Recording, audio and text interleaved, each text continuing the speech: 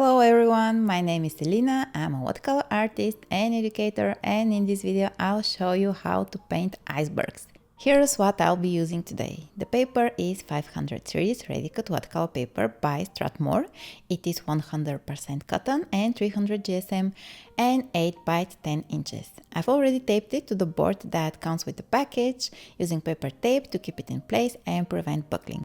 I also sketched the composition in advance. If you'd like to follow along, you can pause here and copy it. A detailed sketch is very important when painting icebergs, so be sure to mark all the shadows. This way, when you start painting, you won't be wondering where to add the paint. You'll simply follow the pencil marks, almost like a coloring book. Take your time with the sketch, and if you want, you can copy mine.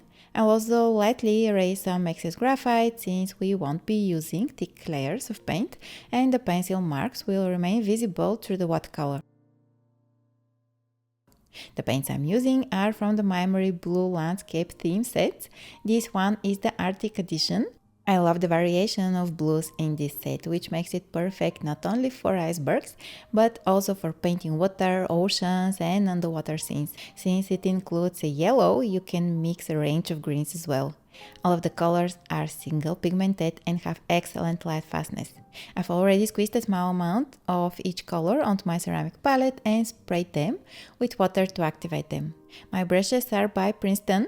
The flat one is from their Neptune series and the others are from the Aqua Elite series. I've been using them for a while and I really like them.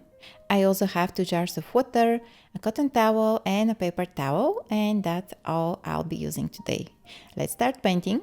I'll begin with the sky, and for that I'll flip my board and place my paper tape underneath. With my flat brush I'll wet the entire sky area.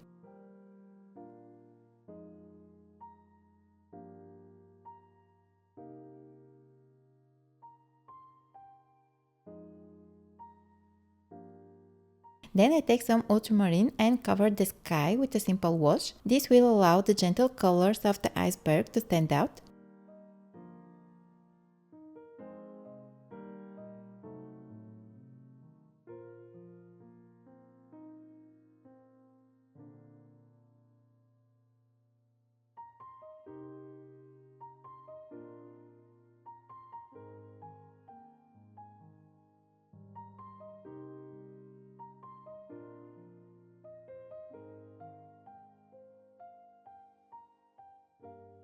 I'll darken these corners slightly and that's it, the sky is done.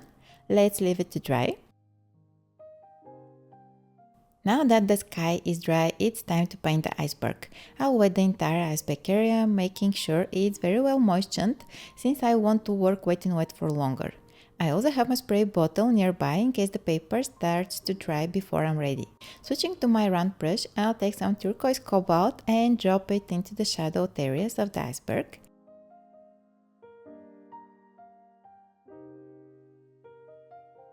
Since the paper is wet, the paint will spread and create soft edges. This is exactly what we want. If too much water pools at the bottom, soak it up with a damp brush. I'll continue adding color where I've marked the shadows.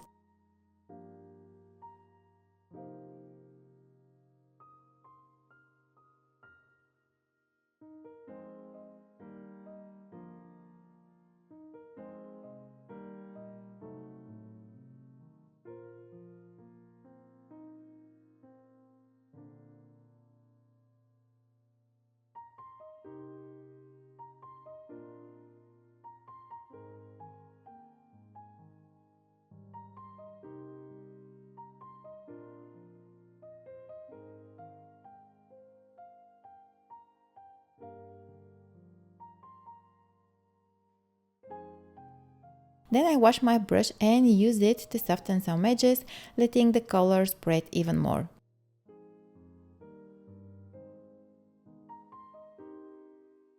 Now I switch to a smaller brush and pick up Faience Blue. This time I'll use a thicker mix and again I'll follow my pencil marks, dropping the color in thinner strokes. As my paper starts to dry, I'll lightly spray it with water to keep the surface workable. I continue adding blue, ensuring I don't cover all of the turquoise.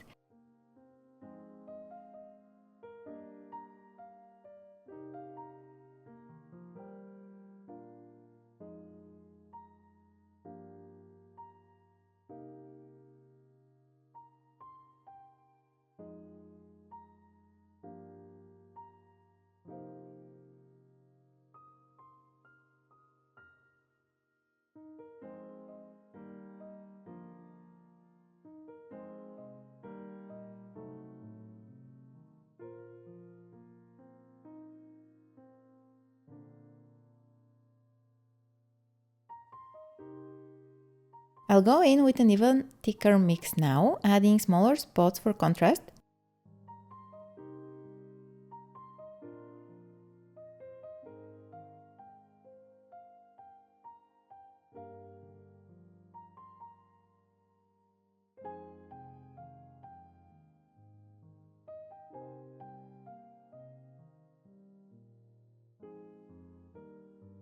Some more spots with turquoise. A few splatters for texture. Now I'll use indigo to paint the darkest areas at the base of the iceberg.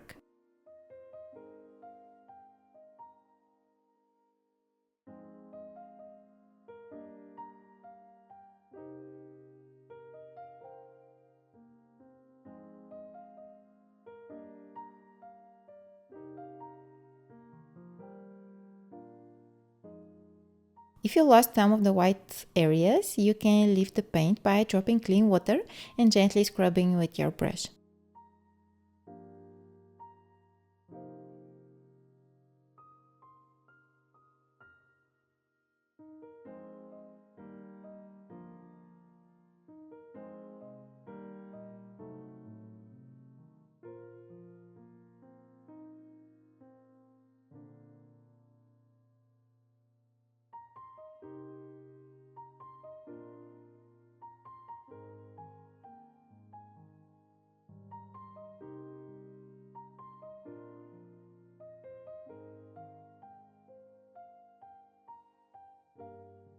Let's add more splatters, first with clean water and then with the same colors I used for the iceberg, turquoise and finest blue. If you want, you can cover the sky to protect it from splashes. Now let's leave it to dry. Now we'll refine the iceberg with thin layers on dry paper.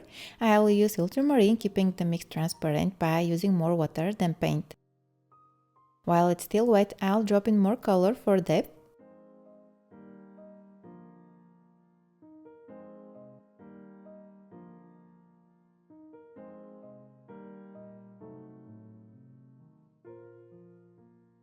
With the same mix, I'll add a few cracks in the ice, softening the edges with a down brush. I'll also deepen some shadow areas while keeping everything soft and blended.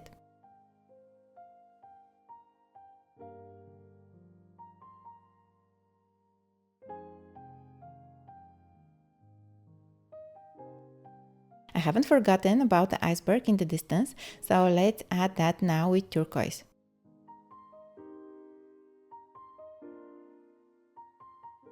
To make it more interesting, I'll use blue for the lower part.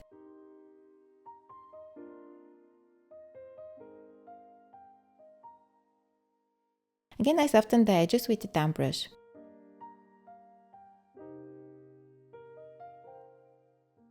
Now let's paint the water. I'll start by wetting the area thoroughly, being careful to paint around the bear.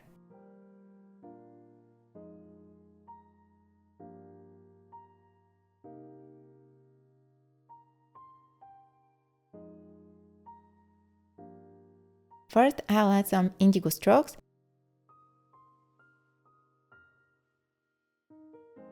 One here on the side. And some more below the darkest parts of the iceberg.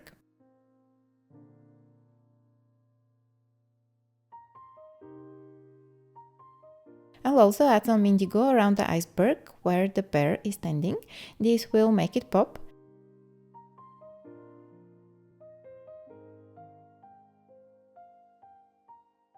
Again, I carefully paint around the bear.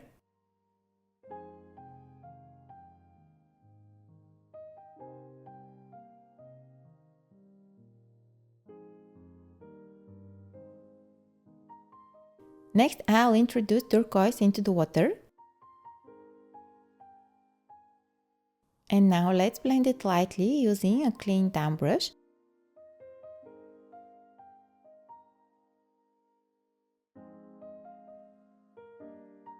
To increase contrast, I add more indigo in key areas.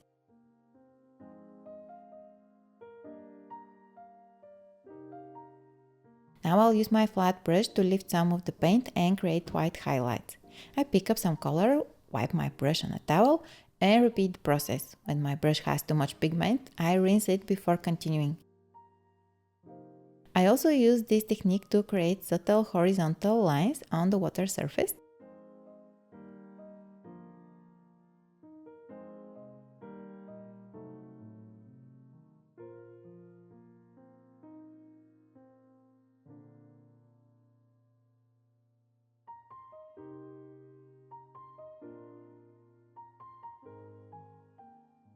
And with that the water is done, let's leave it to dry. Now the final steps, the foreground and the polar bear. The foreground will be simple. I wet the bottom part with clean water and add a few strokes of indigo for shadows.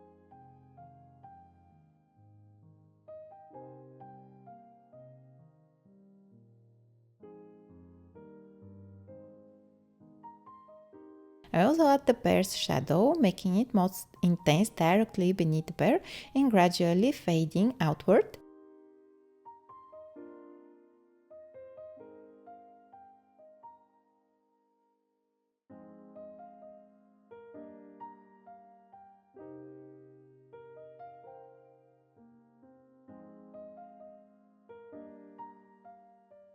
I soften the edges here so they don't look too harsh.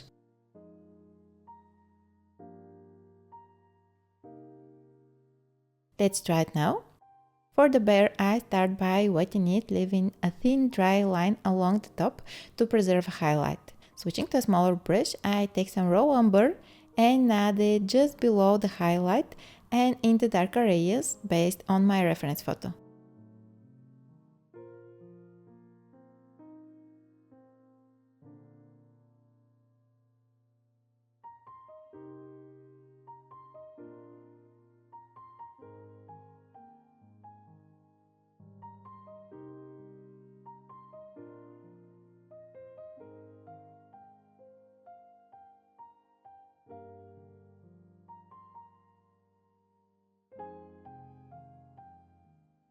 Gradually, I deepen the shadows.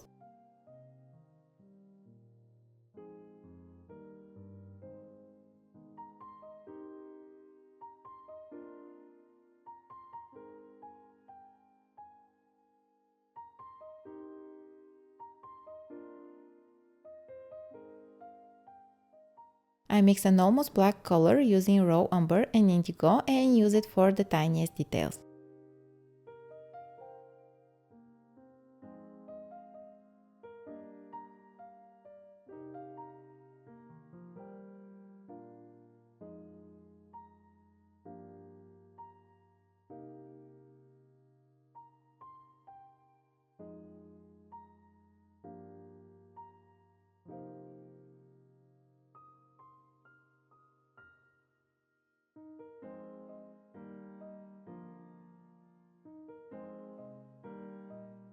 Finally, I glaze some areas with a transparent gondol yellow to warm up the fur.